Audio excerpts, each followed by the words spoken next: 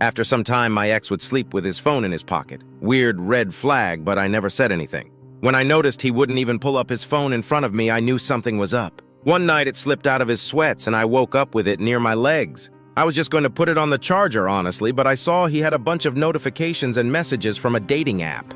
Man, I wanted to slap him awake, but I didn't. So I created a profile using a friend of mine's pictures, whom he never met, and I had her approval. She was his type 100%, and I knew he loved blue eyes. So when we matched like I knew we would, we got to chatting. We talked for about a week before I suggested meeting up. Flirting, sexual stuff. He told her, me, that he was single and lived with a friend. So I suggested he pay for a hotel room so we could have sex. He said he would. We picked a spot.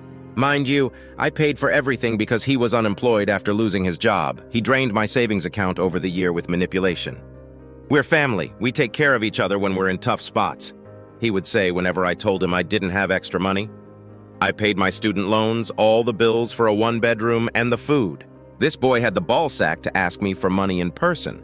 That his mom's birthday was coming up and he wanted to buy her something nice. So I gave him $50. Just because it was hilarious at this point. I still think about the smile on his face at that moment. That weekend he left. Said he was going to his mom's and that he'd probably stay the night. I kissed him goodbye and told him to have a great time. Then I packed all of his stuff and left it outside. I live in a US city, so it went fast. Got the locks changed.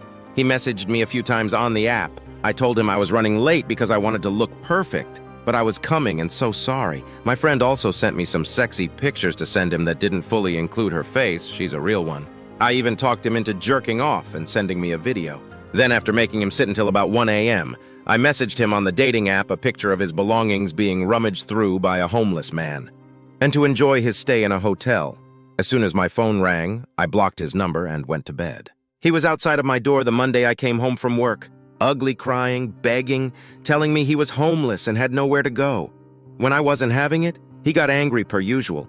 Once he started grabbing and trying to get into my apartment, I called the police, filed a restraining order because he did threaten my life and my pets for putting him out. Found out he ended up moving a few hours away from where his only family is and has a job. Hopefully he learned something. Story 2. My soon-to-be ex-husband was a very attractive man, and I felt like the luckiest woman alive on our first date.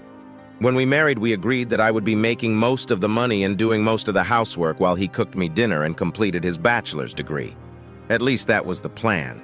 He flunked class after class because he refused to do the work and skipped class in favor of playing video games and complaining about how depressed he was. Pre-marriage, he was charming and attentive during our dates. Post-marriage, he was off in his own world, and getting him to agree to date night was like pulling teeth. The sex became infrequent after the honeymoon and stopped altogether after a year and a half. You see, he liked chubby girls, and at 120 pounds, I literally wasn't enough for him.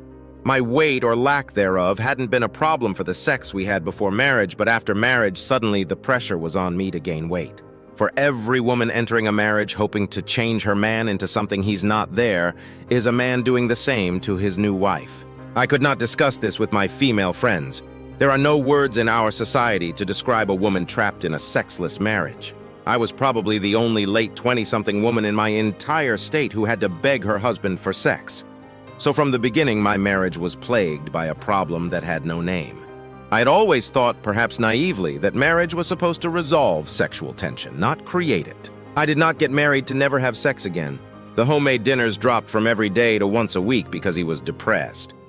He also stopped accompanying me to family and social events. Again, I did not get married to show up alone to events, but I was patient. I convinced myself that his mental illness was the problem, not our marriage. I hid any pills that might be dangerous when he talked about committing suicide. I came home from work each day, praying I would not find my husband dead. When he said he was going to walk out our front door and not stop until he died, I blocked the door with my body and called 911. I ended up canceling the 911 call after I got him to promise me he would not hurt himself while I was at work. My handle on this forum comes from the fact that our life together was like a soap opera, an endless emotional roller coaster. I never knew if he was going to ask me for cuddles or yell at me. I walked on eggshells. One time I was washing dishes, minding my own business, and he burst into the kitchen yelling, "I'm going to become an astronaut, and if you don't support my dream, I'm cutting you out of my life." He was 28 and still didn't have his bachelor's degree, so I was pretty sure being an astronaut was not in his future. But after that outburst, I didn't say anything. I finally convinced him to seek professional help. The worst behaviors were no longer present, but we never did regain the connection we had before we were married. At that point, I did not feel like a wife, but like a mother to a moody teenager. His mood swings went beyond just normal bipolar disorder. He didn't want a wife. He wanted a mother to substitute without parental authority. The fact that his own mother left him with relatives in a foreign country at the age of 14 might have had something to do with it. The end of my marriage did not come when I discovered the sexually explicit texts to one of his community college students. He had by this point found work as a part-time tutor. It did not come when a few months later he announced his intention to leave me for yet another woman who, ironically, turned him down once he was free. No, my marriage ended the moment when I heard him come in the front door and thought, oh crap, he's home. That moment came long before I had any inkling of his affairs. In a way, it was a relief to discover the texts because it gave me an excuse for divorce. I had grown up in a traditional household where divorce was very much frowned upon. So much so that I forgave him and resolved to work on our marriage after I confronted him about the texts. Ultimately, he left me for the other woman. So there it is.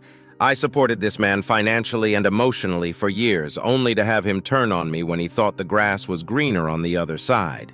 He even asked me to buy him a flat-screen TV as a parting gift before you could say gold digger. I told him my parting gift to him was not emulating Lorena Bobbitt after I found out about the cheating. He also asked me if I would mind vacating the condo whose bills I paid solely out of my own money whenever he wanted romantic evenings with his mistress. I told him to boil his head, take a long walk off a short pier, and then go himself.